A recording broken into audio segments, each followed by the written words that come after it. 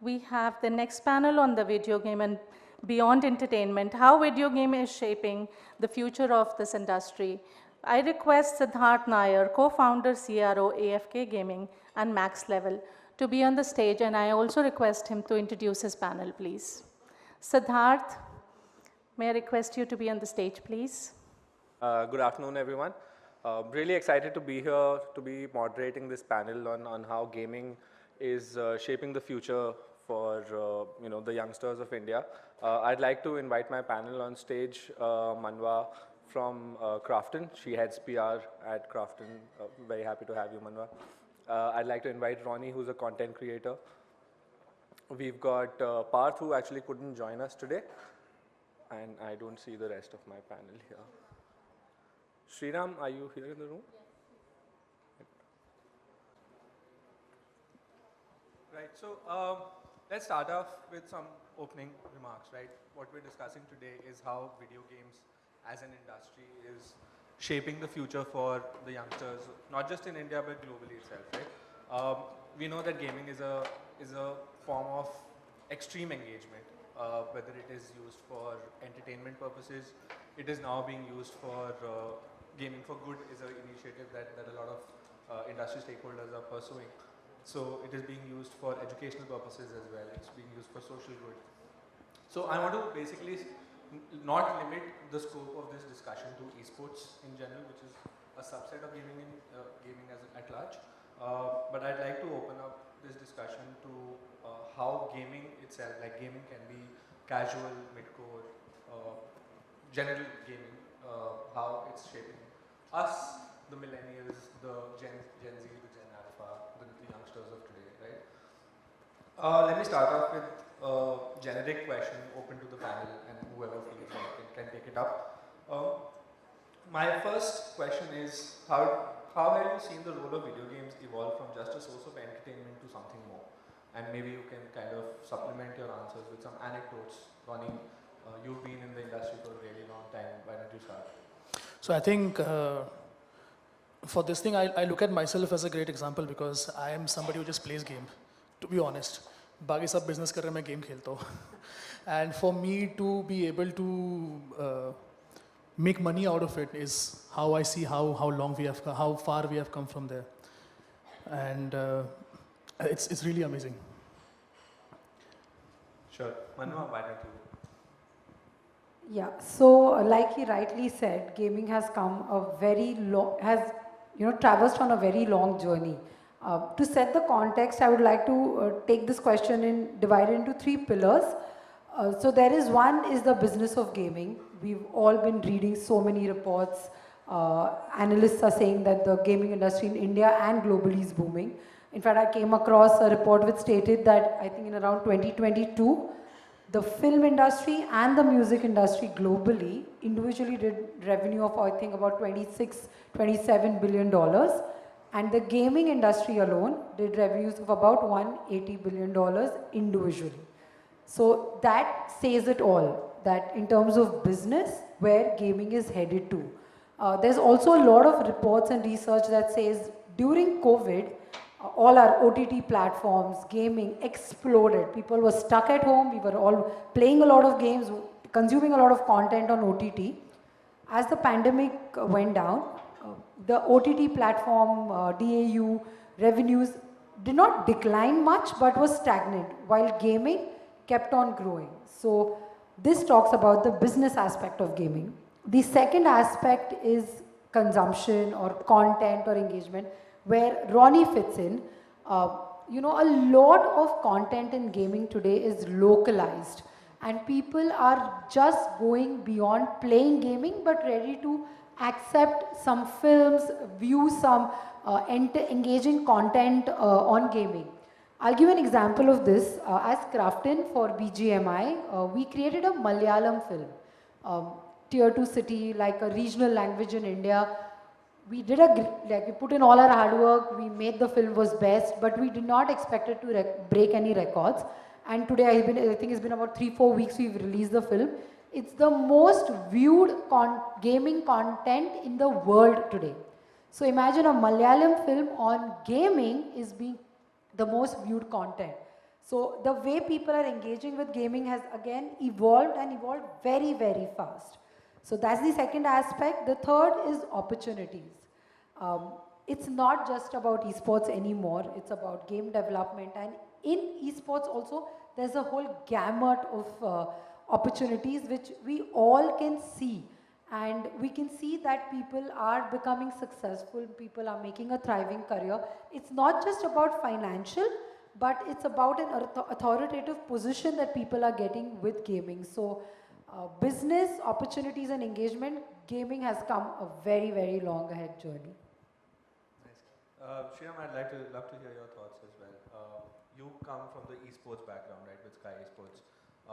You cater to the aspirational layer of gaming. Esports is basically every gamer what they want to achieve eventually by playing games and then getting good at those games and then playing with teams and then getting to the competitive side of things and eventually playing at the top tier, which is the layer that you mostly cater to. What are your thoughts? So absolutely, I think we can all agree that whatever has happened, how games or gaming has evolved in the last 10 years, it's been massive because as a person who started as a gamer and I used to play competitively on PCs and mobiles back then about 10 years back, and to see how it has grown from there to where it is right now, it's pretty massive. And not only from an esports front, but when you look at it in terms of job opportunities as well, like she had just mentioned about that. Back then when I used to think about how to become a player, I mean, when it's about esports, the first thing that you think about, how am I going to compete? It's all about that competition factor.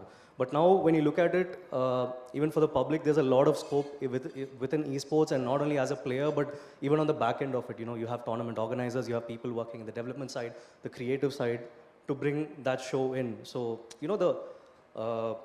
there's a massive job opportunity that is there for everyone there. And apart from that, I think it transcends to other stuff too in terms of gaming in general, where you even see a lot of use cases in education too. You have a lot of courses that are coming out for esports and gaming for that matter, game development. And apart from that, I would also say that there are a lot of use cases for virtual reality, AR, where people. I think in one of the earlier panels as well, we had one person from the audience who had asked the question about how does this work with people who are, I think, intellectually challenged, like, for autism and all of that. So there are a lot of these schools which use, VR to, practically help these students understand how things are in reality. So there's a lot of use cases that has come up in the last 5 to 6 years, and I think to sum it up, it's just more to go from now. Great. On that positive note, Manva, I'd like to bring the question back to you specifically about KRAFTON, right? KRAFTON, ever since a permanent establishment in the country, has time and again made multiple investments. I think the first fund that was announced by KRAFTON was $150 million, which is a huge amount of money. Who would have thought that India is going to receive $150 million of funding money or dry powder for gaming by an international organization that sees the potential? And I think about 140 million of that has already been deployed, and I recently read that there's another fund that's being announced soon. So I want to ask you about what is it in the Indian gaming and esports ecosystem that KRAFTON sees? What is the opportunity that KRAFTON has identified to put all of this money behind? So across the panel discussions we've done since morning, Rajan said, Sean has said that India is booming with opportunities, not just in tech and other fields, but gaming is growing and rapidly. We've invested, so just to get it straight, KRAFTON doesn't invest from a fund, we invest from our balance sheet. So we've invested about $160 odd million up till now, about 13 startups. Not necessarily gaming, they are gaming and gaming adjacent. Could be in the media and entertainment field, somebody who's making content or influencer management. So we don't jump in as financial investors, we are more strategic. We don't look at a short-term goal. We are kind of hand-holding the organization to grow, to give our inputs. Our CEO is on the board of most of the organizations we invest in, because what we understand is there are finances available in the country, let's face it today, there's a lot of money available, people are ready to go that extra mile and invest, but what is lacking is mentorship, a little bit of knowledge sharing, and that is what KRAFTON wants to bridge. We see that, with the gigantic numbers of mobile users, smartphone penetration, all of these things we've established, but what we've identified is people are ready to learn, to innovate, to spend a little if they're going to get an experience. So that's what KRAFTON has understood, and all the companies that we've invested in are trying to do something in their domain a little differently. Whether it's an influencer management company or whether it's a content platform or there's a tier 2, a dating app which connects in the tier 2 city, it's a regional dating app. So they all want to stand out. They are niche companies, and KRAFTON wants to handhold them, use our global experience, and give them mentorship. The same applies even for gaming. When earlier in the day Sean spoke about incubation. So he said that what we aim to do is mentor these gaming startups. If we as a global organization can do this, can mentor the right people, can tell them or teach them or give them global exposure, then there is no stopping. We will see a lot more games coming out of India for the globe. And that's our sole focus right now, that whether it is Kigi or whether the investments we are doing, all that we are aiming it as create another BGMI, which is made out of India, not developed out of Seoul. So maybe a bigger game than BGMI, but we want to be a part of that journey. Fantastic. I'm so happy to hear that. I'd like to turn to you, Rony. So content creation is a very central part of the gaming and esports ecosystem, right? You've been creating content for as long as we can remember. You're one of the OG content creators in the ecosystem. My question to you is, how do you think gaming is shaping the careers of content creators in India, and where do you see it going down the line? So career-wise, work-wise, things have changed a lot for content creators. We guys went from just being people who focus on videos, go from video to a lot more. 5 years ago, if you had this conversation about the same thing, I would just say, okay, video banana hai, we have to do live streams, we have to just focus on creating better content, that's it. That was everything. But now, I think creators, all of our creators, we are like moving into more aspects, we're trying to open up more doors. And things have gone beyond content creation, beyond making videos for YouTube, going beyond live streaming on Twitch or any other platform. It's more than that. So one of the initial things a lot of creators went through is it was first working on IPs. So IPs right now has become one of the biggest thing everybody wants to work on. Like even me and my team, it's a big focus on us to try to do more things, and not in sense of just YouTube. We're trying to look at IPs, trying to work with multiple partners and multiple platforms beyond YouTube as well. Esports, of course, as creators, a lot of creators are into esports. Esports is one of the biggest avenue for gamers and creators as such. And I think in the future, it's just going to keep on growing. Like creators are doing things that nobody expected creators to be doing. Right now, I know a lot of creators who are going into making brands. It's not just a creator, they're going into making brands, and not just brands about themselves, but they're making up something different, something completely different you did not know the guy owns. It's like one creator will come up and he's like, you have no idea he's doing something. So I know I might feel confused on that.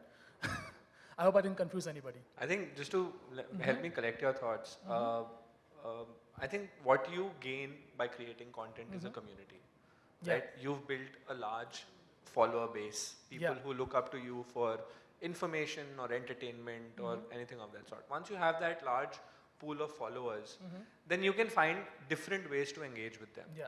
You can open a burger chain. We know creators internationally who've done that. You can start doing merchandise. You can start doing anything that you think will add value to the people who have entrusted you with their time, their effort, just their mind space.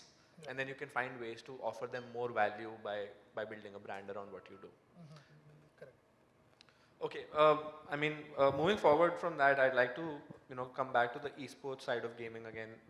Sriram, you come from Sky Esports, heading their esports vertical. Um, we have seen internationally that one of the things that has improved in gaming and esports is production. I mean, we've seen that, and you're a gamer like I was back in the day. We used to watch like no sound live streams once upon a time to now being where we see augmented reality and we see dragons flying on the stadiums for League of Legends when the Worlds happens. Riot is known to do the best quality production, right? We've seen things that we could not have imagined. I'd like to ask you, what do you think, which of these things has Sky Sports kind of tried to imbibe in its own production quality, and where do you see production going in the near future? Specifically in the esports, not just for Sky, but esports in general. Absolutely. See, the production quality in esports has evolved ever since, there was a scene for esports. And we at Sky Esports as well, we have imbibed this one thing that for every IP and every tournament that we do, we broadcast, we, put it offline, there is always one step up from what we do in terms of, say, the quality, the number of features that we bring in. Because back then, like you said, the first ever streams that we used to see back then, you never had any sound, you never had any BGM, it was just the game. And then you had casters coming in, and then you had AR. So things like that, there are a lot of these small bits and pieces that we introduce, such as, getting player cams almost for every player that is there, team cams, and all these kinds of things have evolved over the years. And that is something, those small details that we do. Now what we have been doing over the last few years is that we have drastically, brought in more statistics that we can put in, because it's not about exactly what you see that, the viewer should be understanding, but there are a lot of things that happen apart from that. Because when you're gonna give one perspective of a game to a person, the caster is gonna give his voice on top of it, tell what's going on. But there are a lot of details that are happening on the back end of it. Say, for example, like a game like BGMI, you have 16 teams battling it out in a single game, and you would sort of just give a few perspectives, which you can at that point of time. But where those statistics and those caster callouts come, give the audience a much bigger view of what's happening outside of that. So these kinds of small changes are something that we have constantly been putting it in all of our broadcast streams and production quality, in fact.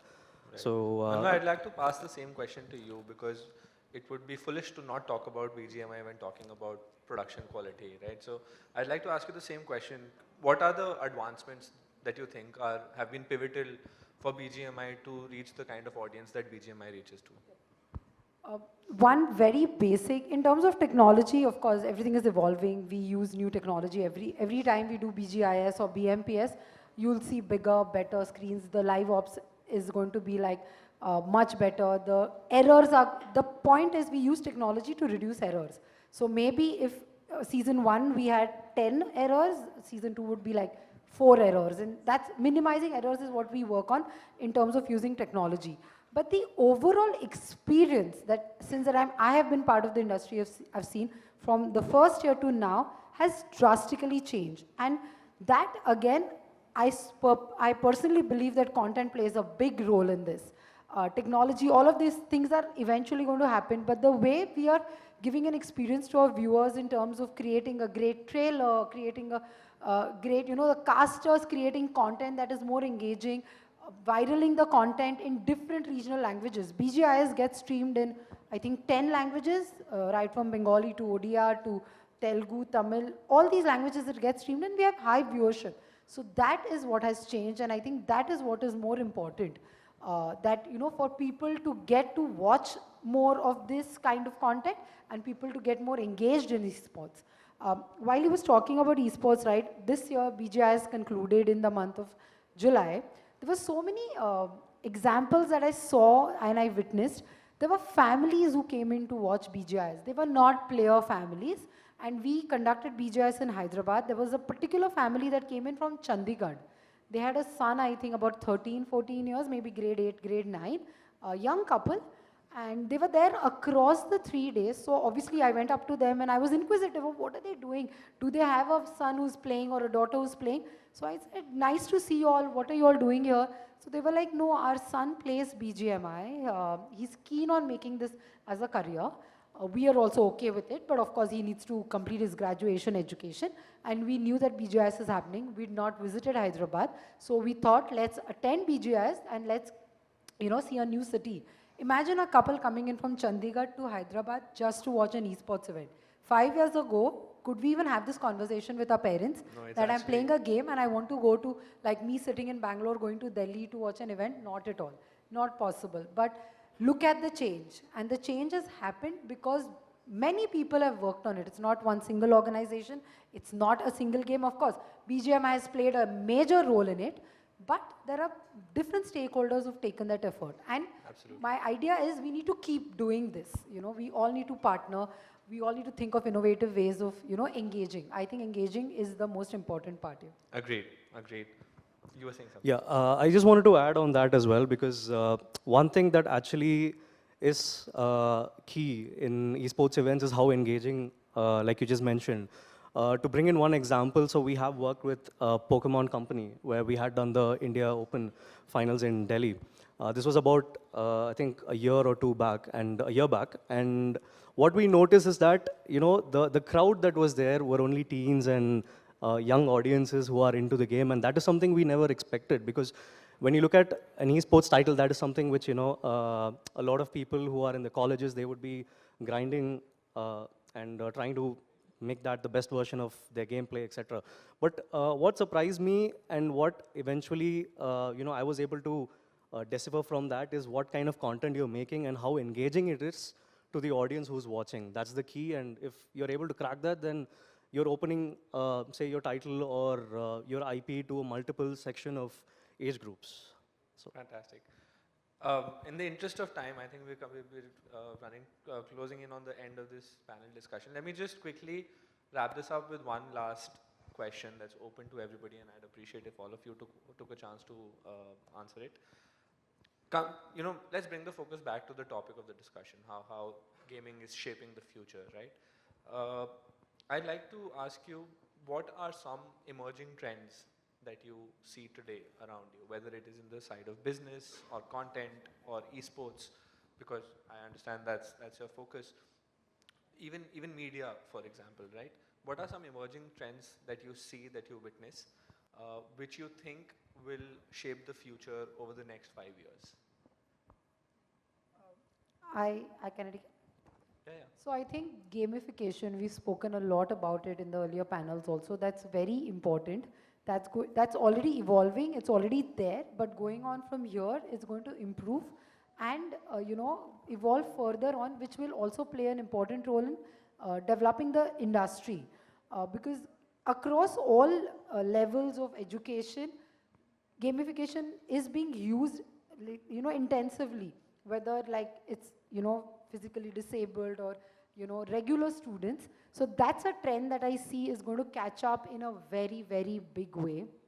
Another thing that I want to repeat myself here, that content creation and the whole gamut of creating content, whether you're streaming content, you're creating content, or you're just developing anything that is engaging, is going to move ahead further on. Because with technological advancement, we'll need to think of various innovative ways of how we can keep people engaged. And content is going to be at the center of it. So gamification and content is going to be very, very key. I fully second your thought on the gamification bit. I think that would have been my answer about this question as well. We see so many mainstream organizations, brands, products that are looking to integrate gamification within their product to basically drive engagement further, right? And there's nothing better than. So just to add, so I have 2 daughters.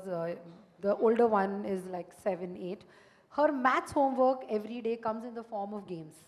So there are 3, 4 links the school sends us and says that please get them to do it. And she is so excited. The first thing, she comes back from school goes at 7:30, comes at 4:30. But the minute she steps in at home and she's like, did you get my homework? I want to play the game. So that's the kind of effect or impact it's creating on kids, they're very excited, and it's, you know, to study, to understand, to learn more. So if we you know, as the industry, if we can create that kind of an impact, we're doing good, I think. I'll give you another example. I know we're running short of time, and I'm looking forward to your answers as well. Just a quick anecdote. There is this game called GeoGuessr. Are you guys familiar with this? GeoGuessr is now being used, or it's being adapted in the country of India in the form of a geography lesson. So GeoGuessr, in the interest of everybody, is a game where the game is going to throw a random Google Maps image in front of you, street view, and you have to basically look at what the soil is like, what the writing on the boards is like, and what is the shape of the lamp poles, etc. And based on that, you're supposed to guess where on the map, world map, this location is. Right? So that it basically gets you thinking about what the soil is looking like, what is the color, what is the grass looking like, what are the, what is the design of the houses, etc. So what the Ministry of Education in India is doing is they're licensing GeoGuessr, and there's also an integration of Bharat Ek Khoj within the game itself, and they're going to highlight all the monuments, and that's going to become a geography lesson for class 8, class 9 students. It's such a beautiful integration of a game like GeoGuessr to make sure that children are learning from this, right? And that is basically how gaming is going to shape the future in education, in social good, in other things as well. Rony, over to you. Why don't you tell? So what are we talking about, the future? We're talking about the future. So Let me just repeat the question for you Yeah. once. What are the emerging trends that you see that you think will shape the future in the next 5 years? So to begin with, I'll just share an incident that happened with me back in 2018. So YouTube was very new, content creation was very new, and I was in the gaming space. I met one fan. He came up with his parents, and his question was, भैया क्या मेरे mummy को आप बता सकते हो कि gaming में भी career बन सकता है? So I wanted to tell his mother that it is a career. Back then, honestly, we were not making that good money at that time. It wasn't a viable career. I hope I meet that guy today so I can tell his mother that it is a good option. So going from there to the future, now we are here a long way. And I feel gaming in the future has the potential to turn into a mainstream career. Like how, even right now, like it's been widely accepted as something that you can do for your future. You can make a living out of it. You can make a career out of it. I believe where we are going to the future is, one, gaming is a very is a very good way for learning. It's been adopted a lot. And what I see the future is gaming being used a lot in education, because honestly, I remember more things about, when I was a kid, I remember more things about Counter-Strike than I remember which state is where, to be honest. You can always play games like Assassin's Creed to do so a history lesson. if you put something to me in a game, I'll remember more, I'll learn it much more better. So I think that's a great opportunity that's been explored, and if gaming is included as a part of the education, it's which way we are going already. We are using gaming to learn things. That way, I think the education will be much more better. It'll be much more easier, not something that kids will be forced to do. You have to do it, but they will be interested to do it. And yeah, the careers will be a lot more. Like even right now, I don't see anybody my age right now who started their career saying that they want to be in the gaming industry. They just started at something else and then they moved into the gaming industry. Right. So what I'm seeing in the future is people will start off, kids will start off, go on to say that they want to do something in the gaming industry. Nice. Sriram, your thoughts? So I completely second what Rony said in terms of the education part of it, and that's something which I wanted to add on as well to it. That nowadays, and this is a trend that's going to keep going on for a while for the future as well. A lot of universities are taking esports or gaming, and bringing a lot of courses out of it. A lot of gaming clubs are there in most of, say, in most of the tier 1 cities with a few universities and all of that. And on one side, I see that trend going up, and on the other, in terms of awareness, I think a lot of the state governments have also started putting in a lot of efforts, to recognize esport and make that a part of their sports disciplines, etc. So we ourselves are working closely with a few state governments, including the government of Tamil Nadu and Karnataka, and a few others as well, where in fact like we have raised the awareness of what esports is, what it can bring to the state, and the number of job opportunities it can produce. And in fact, a lot of these governments as well have have a few initiatives like having their esports academies, bringing it into their sports development tournaments and disciplines. So that is a trend which I see is going to go in the future as well, where we will be having more government pushes and support from their side for esports and gaming together. Very cool. Thank you so much for your thoughts, for the discussion. I hope everybody enjoyed it as much as I enjoyed moderating this. Thank you very much. I think we can hand over the stage to Madhurima again. Thank you. Thank you so much. Thank you. Can we have the picture, please?